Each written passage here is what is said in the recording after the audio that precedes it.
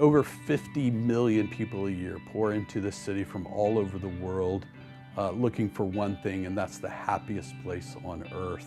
We are a young adolescent city, and so I think within my lifetime we have a unique opportunity to shape the culture of our city in such a way that it emanates the glory of God. As great as Disney World is, not even the happiest place on earth can give us the Sabbath rest, the peace our souls so long for. Only the gospel can do that. Moved to the city in August of 2001. Jay Bauman, he was my executive pastor.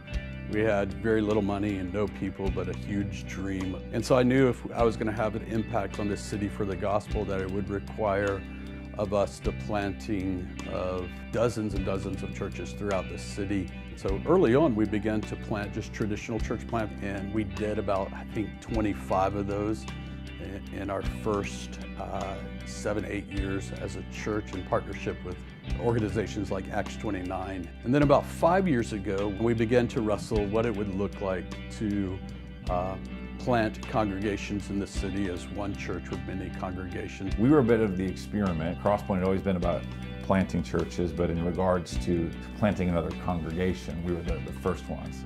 We always were going to plant in Winter Park. We had been living in Winter Park and felt this growing conviction that that's where we were supposed to be.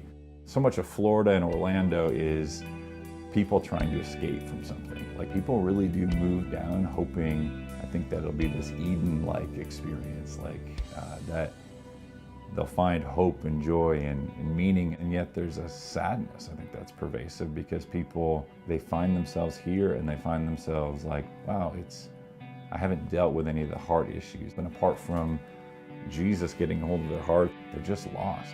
Within that year of us being first sent out, we were getting ready to start the third. We're praying that over the next 15 to 20 years that we would plant 20 congregations in the Central Florida area.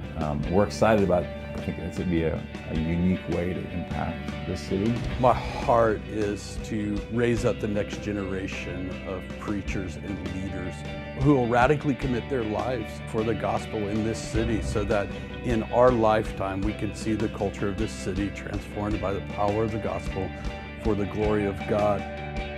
I came into Acts 29 in the very early days, and it really rocked my view of what would a church look like that was truly shaped by a full-orbed gospel. And then just over the last, 14 years or so, just watching a gospel-centered, culturally diverse network began to explode throughout North America and then just creep around the edge of the globe is just absolutely amazing. And I'm humbled to be a part of it. I am excited to see what God is going to do in and through us, particularly as we become more diverse and reach globally around the world.